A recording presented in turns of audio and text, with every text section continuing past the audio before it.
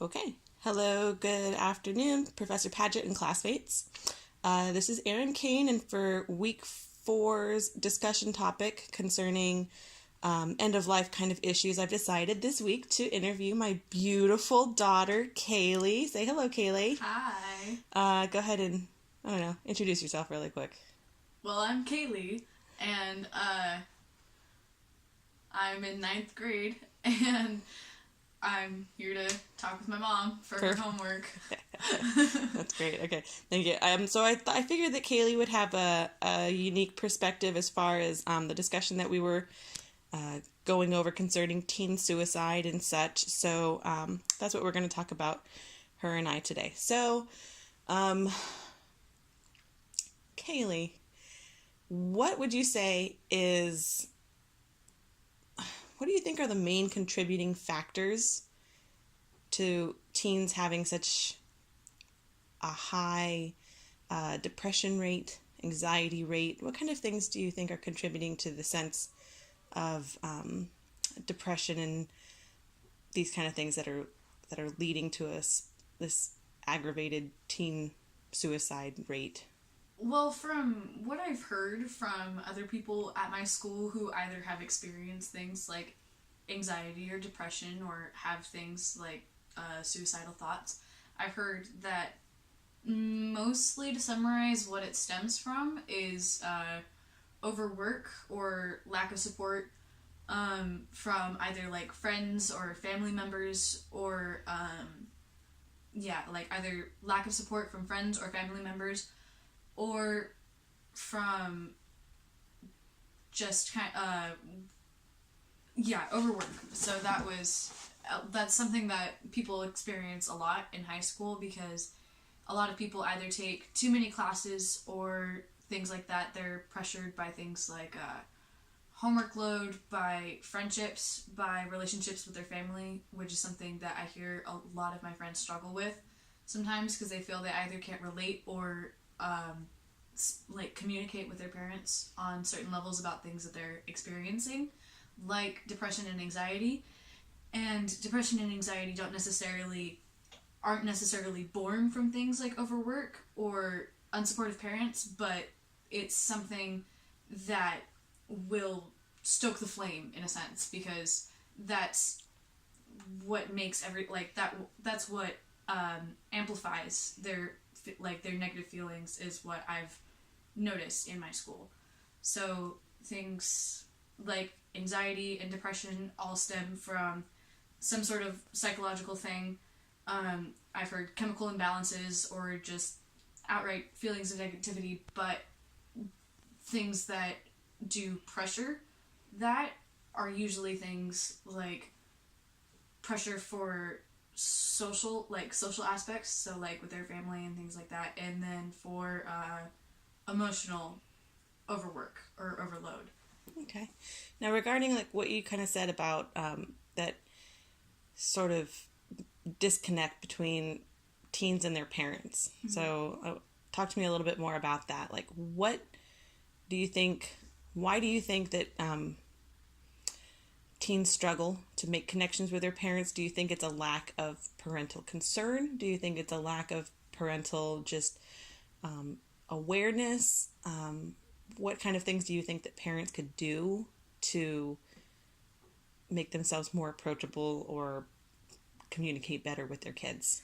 I think that it varies from person to person so far as problems like lack of support or lack of like communication skills or something like that, like the things that you were just saying. Because not all personalities mix, because that's another contributing factor. It's not just kids not getting along with their parents specifically, it's not kids not getting along with who their parents are because of the people that they're learning to be in their high school experience.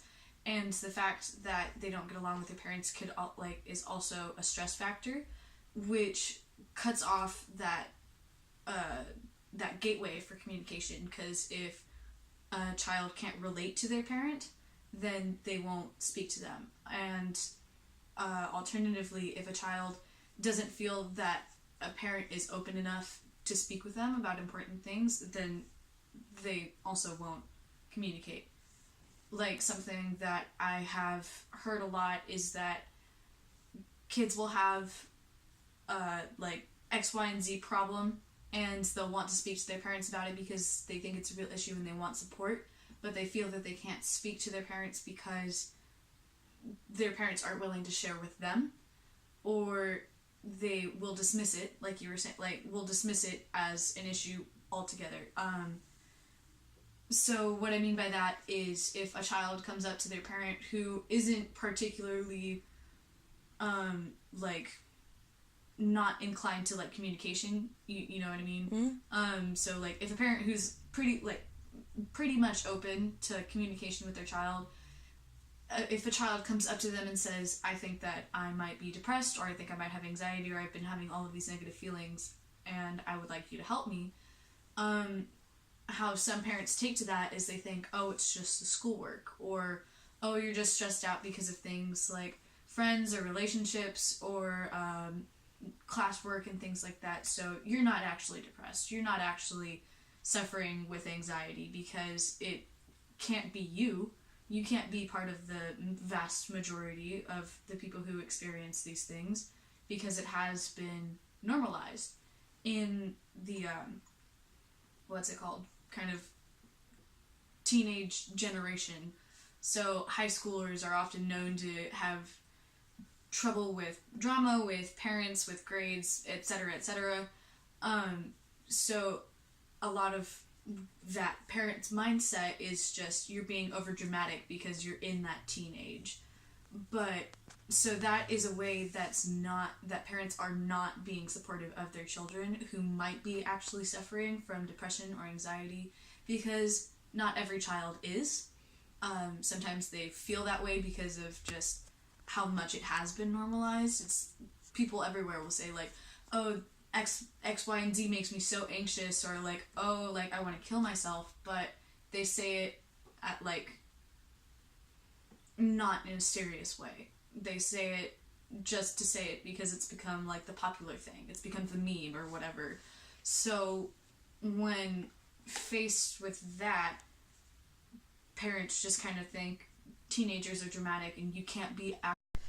All right. So how would you say that social media and things like cyberbullying and or any kind of bullying have an effect on teens and in your experience? Well, I think that bullying differs from case to case. So things like cyberbullying, depending on the severity of the relationship between the bully and the victim, I suppose. Cyberbullying could be fixed as easily as just blocking the person and then not be on speaking terms with them. Because some problems are more easily said than fixed. Or yeah, okay, I'll use that. But in more severe cases, some people can't avoid things like cyberbullying, no matter the precautions that they take, because they can either encounter that person outside of the web, or they just fall victim to staying in that little bubble of people feeding them negativity through the media, because people on the whole are just so easily influenced by social media, by the internet, and by just this entire network of information that's just been poured out into this one big source. So people also feed off of negativity in certain cases.